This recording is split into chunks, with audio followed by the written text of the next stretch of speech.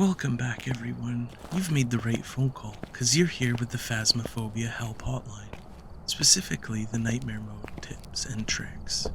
So let's get into this house and start our initial sweep. Now on the initial sweep, one of the most important things I can tell you to do is know where your breaker spawns are. You should be heading towards them to get those lights on as soon as possible. The longer you're in a dark house, the more sanity you're losing. Bonus tip here, enter the house with a lit candle to stop your sanity from draining so quickly as you get your breakers on. My next tip for you is sprinting. At the start, you're going to have the most sanity you're ever going to, so don't waste time. Use that sprint and you shouldn't be worried about a hunt. Worry about finding that ghost. My next tip for you is start looking for, while you're doing your initial sweep, your safe spots. Whether this is in a closet, the lockers, or anything of the sort, see where you can hide if a hunt were to start, because the last thing you want to do is be caught with your pants down. You can also check specific permanent spots, just to make sure they haven't been patched or anything. This includes behind the bathroom doors or other areas. Now let's get on to tip 4. Make sure your walkways are lit up. As you're walking through the houses, you want to make sure the areas that are adjacent to the most rooms are well lit, only turning on the lights in the rooms to check them or to set up your perimeter. This way, as you travel throughout the house, you'll be using the least amount of sanity possible. This can also help the ghost move out of an adjacent room and shut off a light, giving you a hint into where it possibly could be. But on to the next tip.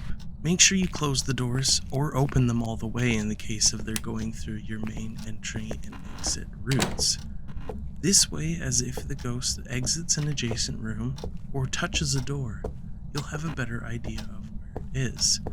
I'm just going to take a second here to let you know to check out the channel after you're done watching this video. On it, you'll find some more helpful Phasmophobia videos like where the cursed items are, as well as a way to make really quick money on the newest update. Plus, we have the story series. You might fall in love with it, so check that out too when the video is over.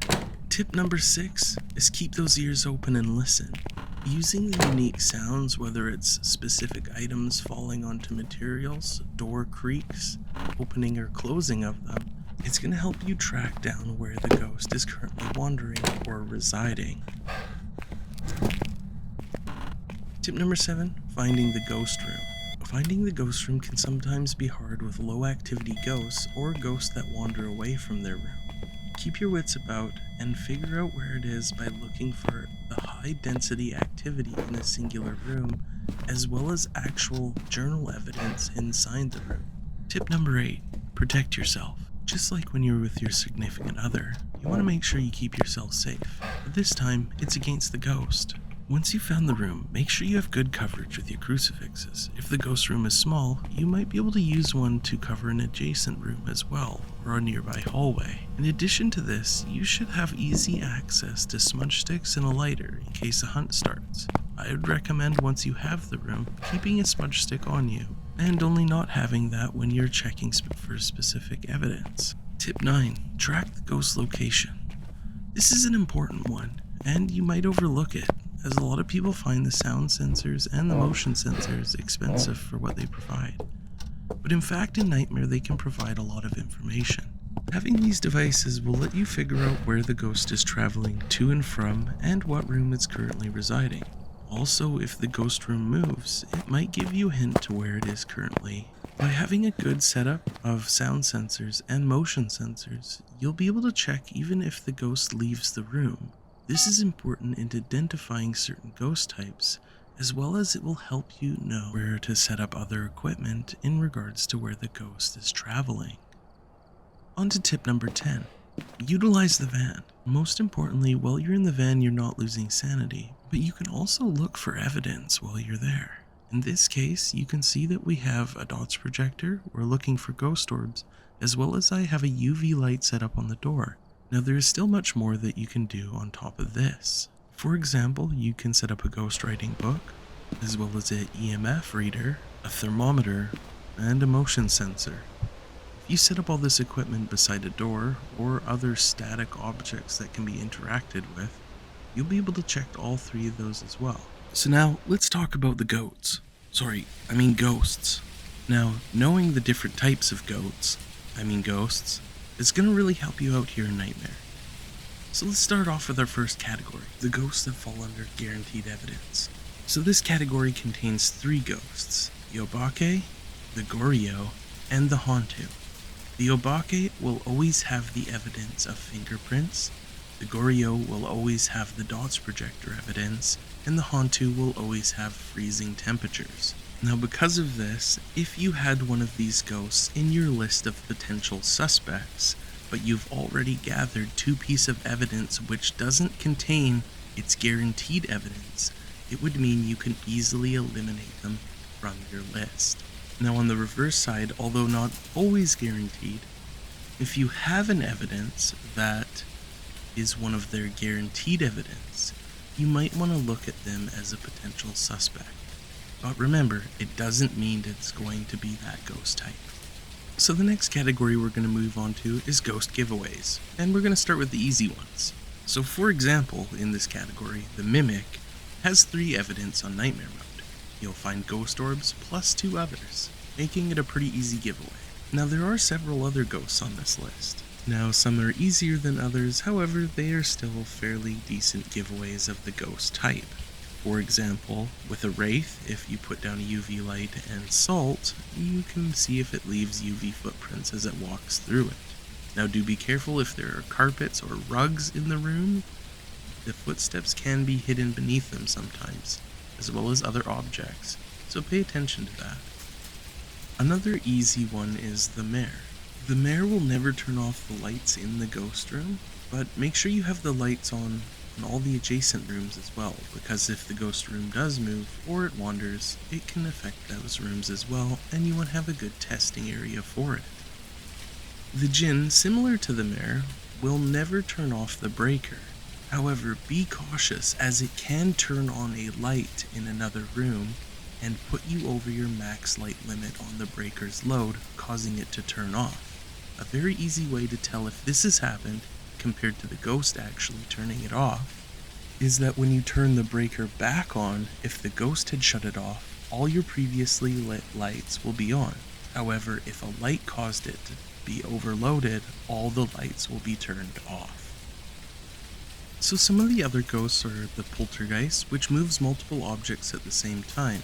So if you gather some of the loose items, pile them in the room, have a camera pointed to them, and watch all the items or a majority of them move, you'll know it's a poltergeist.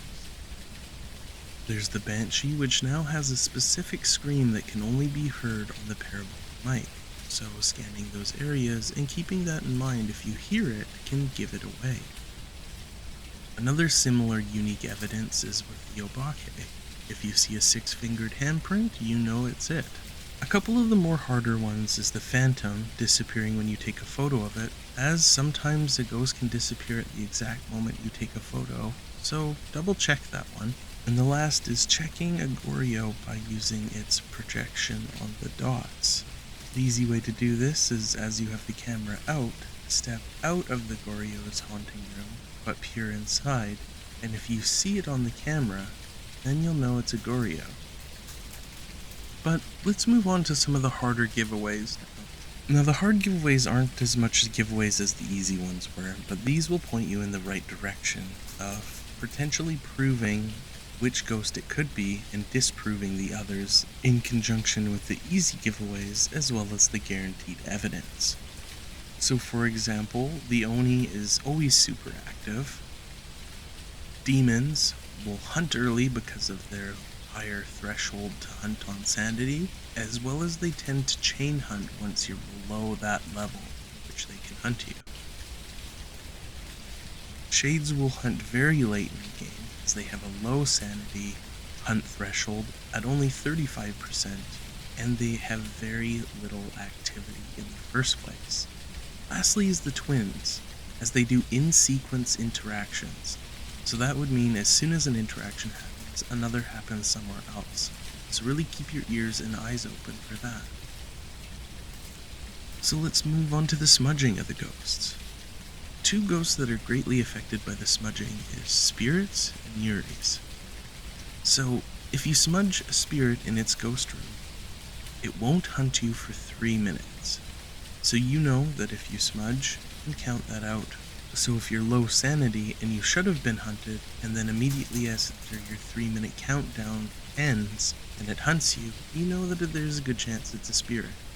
Now the Yuri's a little different. When you smudge it, it will be stuck in its ghost room for about 1.5 minutes. So as I mentioned before about tracking the ghost, if you smudge it and you have your motion sensors and sound sensors set up in between the ghost room and the adjacent rooms, and you see the ghost move out of the room, you know that it isn't a Yuri. However, don't use the reverse, because if a ghost doesn't move out, it just means that maybe it stayed there, and doesn't specifically tell you that it was a Yuri.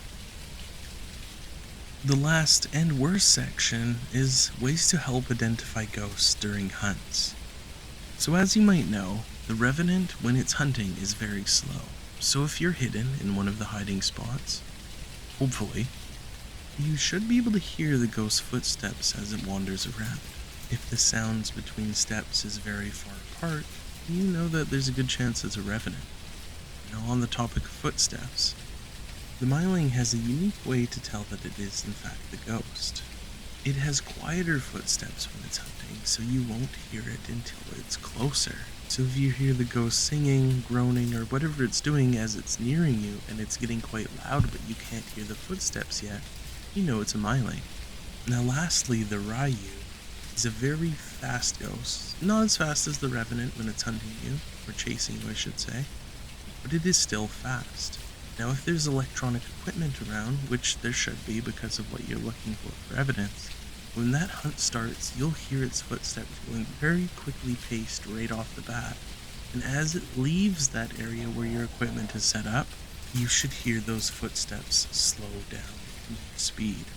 Now with that, that's all my ghost tips for you for Nightmare Mode. With all that information, it should help you be able to narrow down which ghost you're not dealing with and which ones you are. Thank you for calling the Phasmophobia Help Hotline. As I mentioned earlier, if you're looking how to make money, I'll put the video here at the end. And although it's not necessarily a help thing, I'm gonna drop the Phasmophobia Story Series playlist in the end screen here as well. We made a series where we turned the game of Phasmophobia almost into a narrative book where you hear the characters' thoughts and feelings as they go on this adventure. I'm sure you've always wondered why people will hunt dangerous ghosts for $20. Well, let me tell you, thanks for watching the video all the way to the end.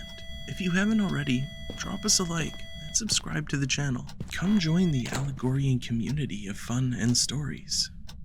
More importantly than anything though, thank you for watching, and I hope to see you next time.